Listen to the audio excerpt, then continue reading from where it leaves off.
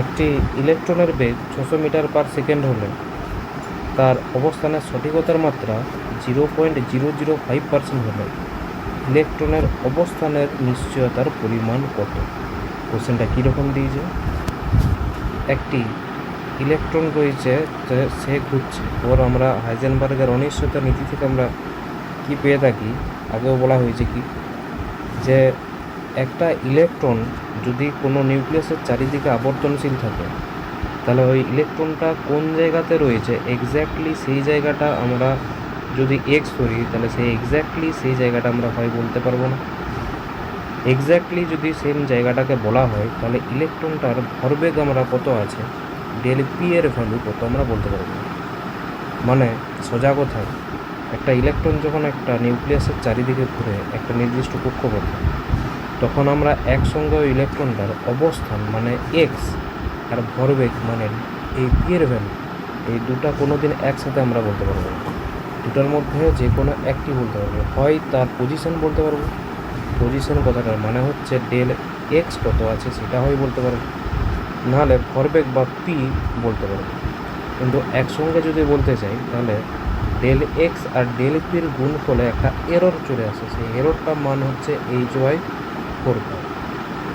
কোনো না কোনো ভুল হবে, সেই ভুলটি হচ্ছে H/4 পাইয়ের ভ্যালুর থেকে বড়ও হতে পারে বা সমান হতে পারে। হাইজেনবার্গের অনিশ্চয়তা নীতি থেকে আমরা এটা পেয়ে থাকি।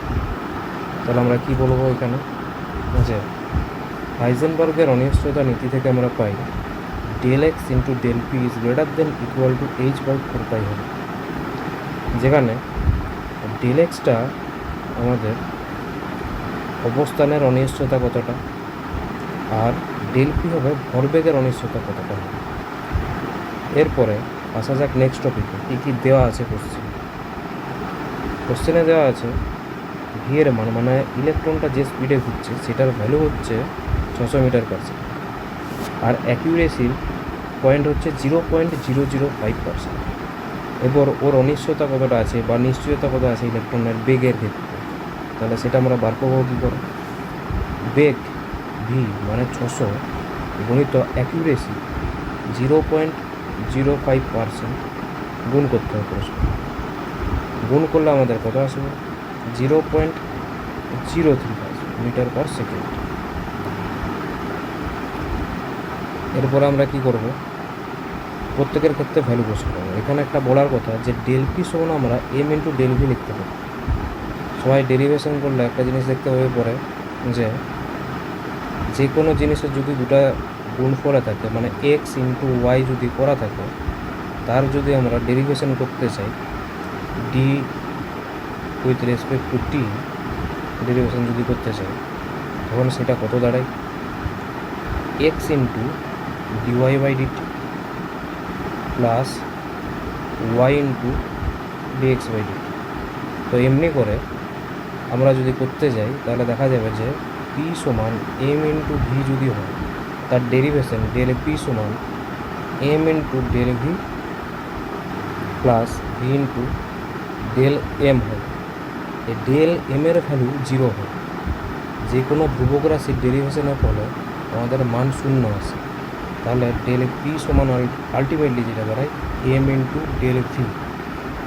এটা পরে আরও শেখা যাবে, যাই হোক আমাদের এখানে এটা ইউজ হবে এই ভ্যালুটা, ডেল পি সমান এম ইন্টু ডেল ভি, এই ভ্যালুটা আমাদের এখানে ইউজ হবে।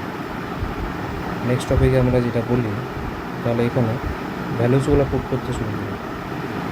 কী হবে, del x into del p জায়গায় এম ইন্টু ডেল ভি লিখবো, is greater than equal to H/4 pi, বা ডিরাইভ করতে হবে ডেল এক্স সমান কত, del x is greater than equal to H/4 pi m del v. একে একে value put করলেই অ্যান্সার। এইচ এর ভ্যালু কত আমরা জানি, এটাকে বলা হয় প্লাঙ্ক কনস্ট্যান্ট বা প্লাঙ্কের ধ্রুবক, এর ভ্যালু কত 6.626 into 10⁻⁻34 joule into second divided by 4, পায়ের ভ্যালু 3.14। একটা এখানে এম কথাটার মানে হচ্ছে একটি ইলেকট্রনের উপর, একটি ইলেকট্রনের ভর সমান কত 9.1 ইন্টু 10⁻³ কেজি এসআই ইউনিট। তাহলে কত হবে 9.1 ইন্টু 10⁻³ কেজি ইন্টু ডেলিভারির ভ্যালু কত বেরিয়েছে আমাদের 0.03 মিটার পার সেকেন্ড। সবগুলিকে যদি ভ্যালু পুট করে ঠিকঠাক করে ক্যালকুলেটারে করা যায় তাহলে মান আসে 1.92 ইন্টু 10⁻³ মিটার। আমাদের ইউনিট হিসাবে যদি দেখতে চাই, আচ্ছা কত নম্বর অপশানে আছে, অপশান -3 মানে অপশান এ। আর এই joule per second kg metre per সেকেন্ডকে যদি ক্যালকুলেট করা হয় তাহলে মিটারই আসে। কি করে দেখিয়ে দিচ্ছি। জুল কথাটার মানে কি? জুল কথাটা মানে হচ্ছে নিউটন ইন্টু মিটার। এটা এলো কী করে? জুল মানে কৃতকার্য, ডাব্লু সমান এফএস কস থিটা। যা কস থিটাটা আমরা ইউনিট হিসেবে নেব না, এফ নেবো আর এস নেবো। এফ মানে ফোর্স বা বলের ইউনিট কত নিউটন, এস মানে সরণ, এর ইউনিট কত মিটার, নিউটন ইন্টু মিটার। আবার নিউটনকে আমরা কি লিখতে পারি, KG into metre per second square. এটা কোথা থেকে আসছে, এফ সমান এম ইন্টু এ থেকে। এম কথাটার মানে হচ্ছে কেজি, এ মানে ত্বরণ, ত্বরণের ইউনিট আমরা জানি metre per second square, into metre আসছে।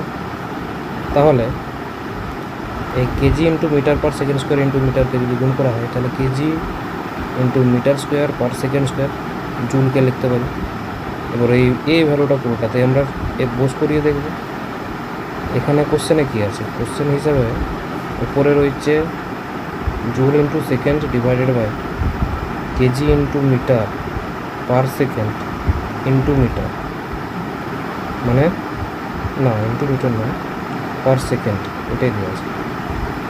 তো জুলের জায়গায় কত বস করাবো, kg into metre square per second square into second divided by কী হবে kg into metre per second. সূচকের নিয়ম লাগালে দেখা যাবে যে সেকেন্ডগুলো সব কেটে যাবে, মিটারগুলো কেটে একটি মিটার আসছে, কেজি কেজি কেটে যাবে, আলটিমেটলি রেজাল্ট আসবে মিটারে।